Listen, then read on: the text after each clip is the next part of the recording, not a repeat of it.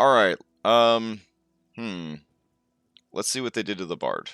A lot of people would say the Bard was pretty damn good, so I can't imagine that they did anything to make the Bard that much better, but we'll have to see. If anything, they could probably nerf the Bard a little bit in certain areas, so maybe that's what happened. Alright, so opening up in D&D Beyond the Bard to have it open alongside of this. Hold on a second.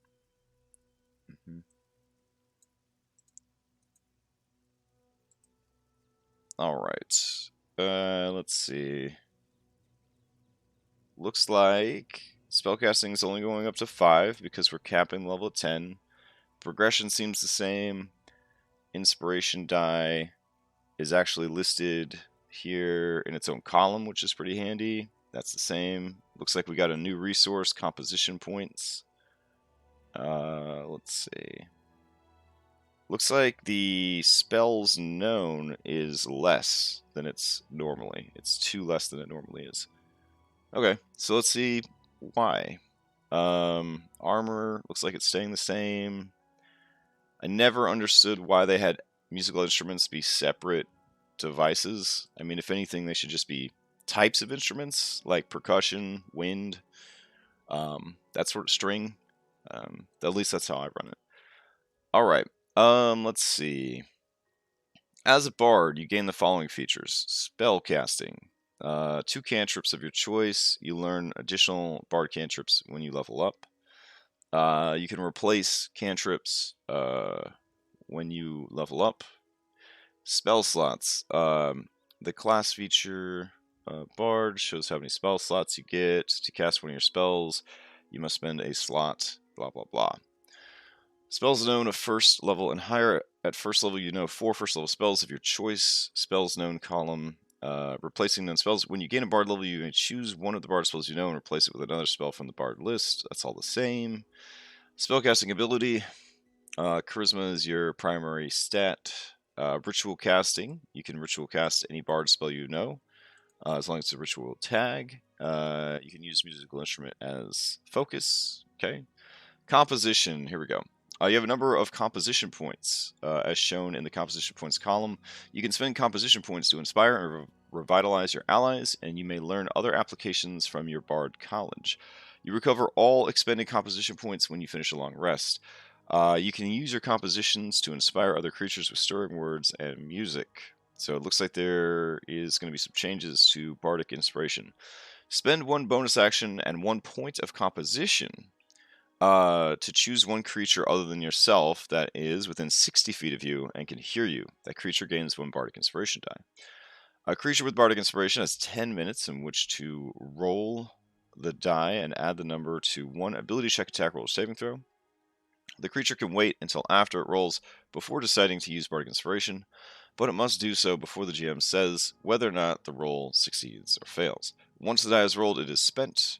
You can only have 1 Bardic Inspiration die at a time. Growing Inspiration. The Bardic Inspiration die grows as you gain levels. Okay. I like that you get potentially a lot more Bardic Inspiration through this system. So that's pretty cool. Choose a Bard College. You gain the features of your Bard College at 1st, 3rd, 6th, and 10th. Collegiate Pledges. Each college has a set of 3 guiding principles. It's pledges that help preserve Bardic traditions. That's pretty neat. If you make a notable effort while honoring your collegiate pledges, you may gain a mark of distinction.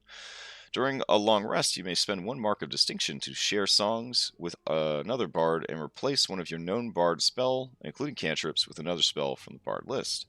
The new spell must be at the same spell level as the one you replace. Well, that's a cool way of doing the long rest change-out mechanic. Let's see. At 1st level, you gain a unique way to use your Bardic Inspiration based on your Bard College. Jack of all trades. You can add half your proficiency bonus rounded down to any ability checks you make that doesn't already include your proficiency bonus. That also includes initiative. I feel like they should just say that because so many people don't know. Song of Rest. During a short rest, you can help revitalize your allies by playing a soothing song or telling an inspiring story. If you are any friendly creature who can hear your performance, blah blah blah, an extra 1d6 hit points at 9th level, the extra hit points regained increases. Well, that's nice. I don't think it ever actually increases in the normal rule set, does it? Yeah, it does. It does. At 9th, at 10th, and at 17th. Okay. Let's see. Composed Song of Rest. When you begin a Song of Rest, you can spend a composition point to increase the bonus hit points gained. For each point you spend, you can increase the size of your song by 1 step. That's pretty cool. Expertise.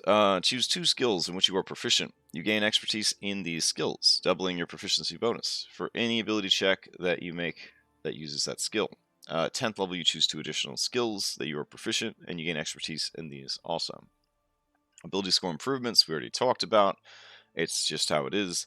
Counter Charm. As an action, you start a performance that lasts until the end of your next turn. During that time, you and any friendly creatures have advantage on saving throws against being frightened or charmed.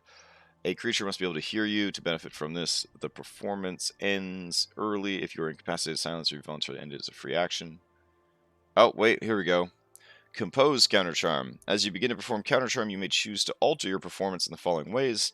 Fermata. Spend 1 point of composition to extend the maximum duration of your counter charm by 1 additional round. It's pretty cool.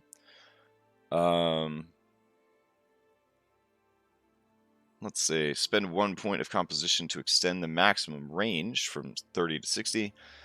And spend 1 point of composition to perform counter charm as a bonus action instead of full action. I wonder if you could spend 3 points to apply all 3? It just says in the following ways, so it doesn't say in one of the following ways. So I would assume you can do as many of them as you want. Magical Secrets. You learn 2 spells of your choice from any class. The spells don't have to be from the same class, but they must be a cantrip or a spell level you can cast. The chosen spells count as bard spells for you. Don't count against the number of bard spells that you know. Chords of Power. In your trained hands, musical instrument can suddenly become a dangerous sonic weapon. Okay. Is that... I don't remember ever reading that. That seems like a made-up thing. That's totally a made-up thing. Alright. As a bonus action, you start a performance that lasts for up to 1 minute. During this time, any musical instrument that you hold can be used as a simple weapon that deals 1d10 thunder damage. A simple ranged weapon, 60-foot range, that deals 1d8 thunder damage. When you make an attack with a musical instrument, you can use your charisma modifier instead of strength or dexterity for the attack and damage rolls. That's pretty cool. Your performance ends early if you are incapacitated, you are silenced, or you voluntarily end as free action. Limited run.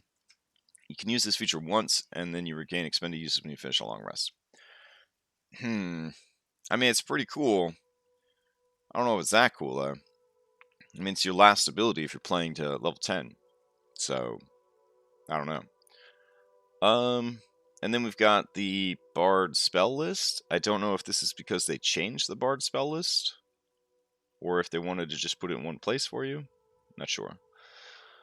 Bard colleges. Alright. Looks like they only did College of Lore. I think that makes sense. Wait a minute. You know what? It's occurring to me. They probably can't cover the other colleges officially because of the SRD stuff. That makes sense. Yeah. That's probably what this is about. Okay. So I'm very certain that the other classes have already been done. And by fans, winky face, so you would just go and grab that stuff. Alright. That makes sense. Because you can't really be publishing, even if it's reformatted, because it's copyright material, whereas the SRD stuff is not. Oh. Okay, that makes sense now. Okay, so College of Lore, blah blah blah. College is yet to come, College of Colors, College of Dance, College of Runespeak, blah blah blah. Alright. Create 3 pledges that they have to follow. Collegiate Inspiration. Okay, I get it. So, Collegiate Pledges. You and other bards of your college are guided by the following pledges. Find the truth. Inside every rumor lies a little truth. Collect stories wherever you go. Assemble the truths into big discoveries. Fight corruption. Corrupt authorities are known to obscure truth and suppress knowledge, expose and subvert these authorities so that the truth can shine, and create history. You are not an archivist trapping lore in books to stay on shelves. You are a bard. Use your knowledge to change the world. Okay, that's pretty fun. Since this is a role-playing class, you would hope, it does make sense to give them sort of a mechanic for role-playing, which is kind of cool.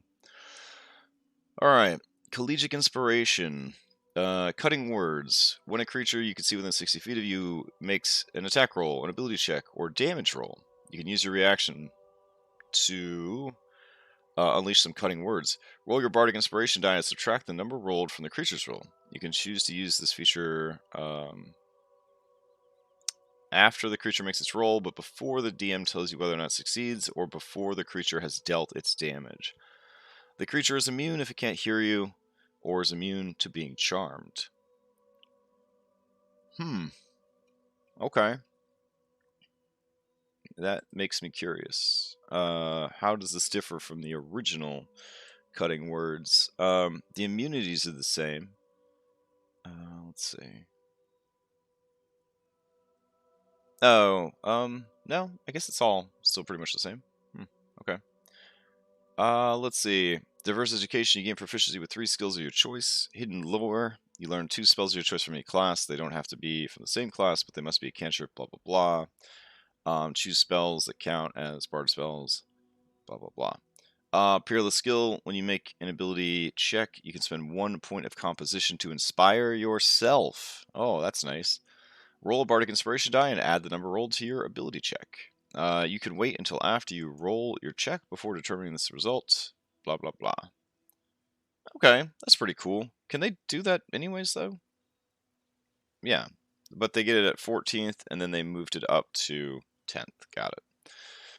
All right. Variant dials. You can't use Inspiration until your 3rd level. Don't play with any sort of distinctions. Bardic Versatility during a long rest. You can replace your spells without having to use the distinction mechanic. Let's see. Composition. Starting at 1st level, you have a number of composition points. You could Charisma modifier. You regain any expended composition points. Blah, blah, blah. Okay. I mean, kind of cool. Bard was already good, so I could understand there not being too much new stuff for him.